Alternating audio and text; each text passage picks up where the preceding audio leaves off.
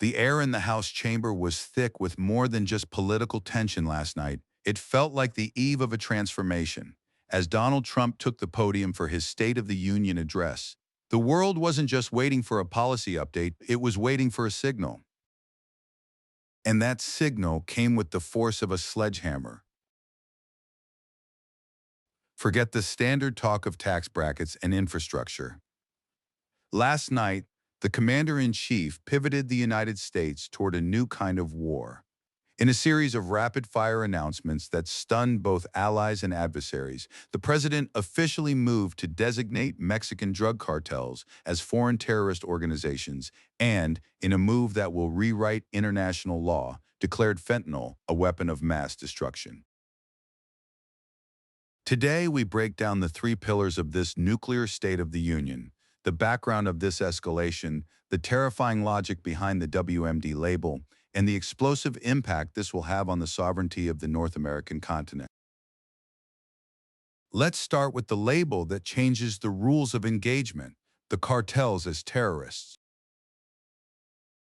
For years, the U.S. has treated the Jalisco New Generation and Sinaloa cartels as criminal enterprises, a matter for the Department of Justice and the DEA.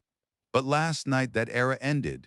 By designating these groups as foreign terrorist organizations, or FTOs, the White House is moving them into the same legal category as ISIS or Al-Qaeda. Why does this matter? Because it unlocks the War on Terror toolkit.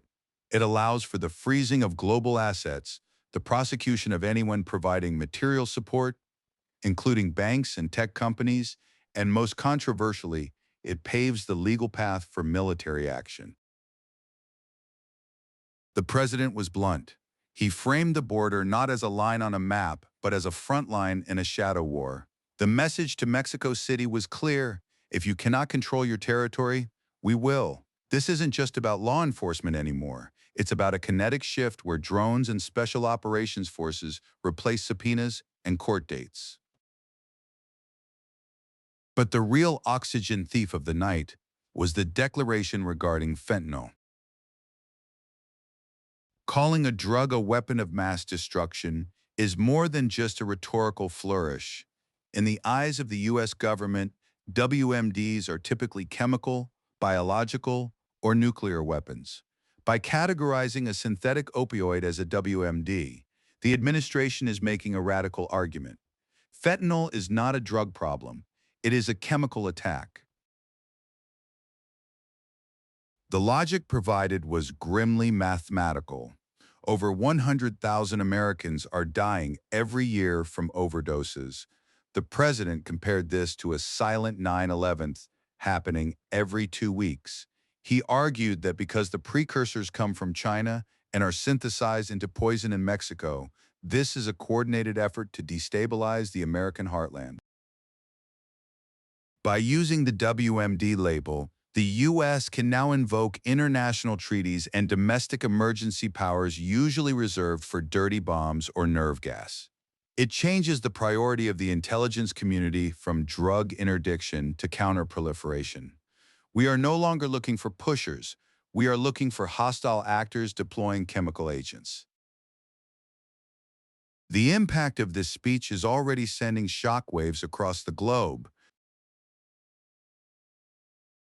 First, look at Mexico. President Claudia Sheinbaum is now in an impossible position. To cooperate with a U.S. military-led anti-terror campaign would be political suicide at home, seen as a surrender of sovereignty, but to refuse could lead to the U.S. acting unilaterally, violating Mexican airspace to strike terrorist labs. We are looking at the greatest strain on U.S.-Mexico relations since the 19th century.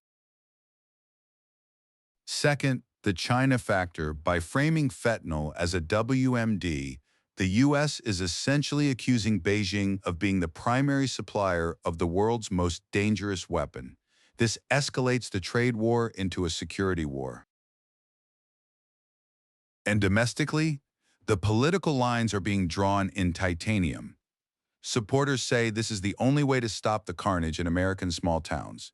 Critics warn that this is mission creep on a global scale, an excuse for forever wars in our own backyard. Last night's State of the Union wasn't a victory lap, it was a battle plan. By merging the concepts of border security, terrorism, and chemical warfare, the administration has set a course that will be nearly impossible to reverse. The question is no longer if the U.S. will escalate, but how far it will go once the terrorist and WMD labels are fully operational. The war on drugs is dead. The war on the cartels has begun. This is World Shift Report, and this is the pulse of a nation in transition. Stay tuned as we monitor the fallout from the most aggressive State of the Union in modern history.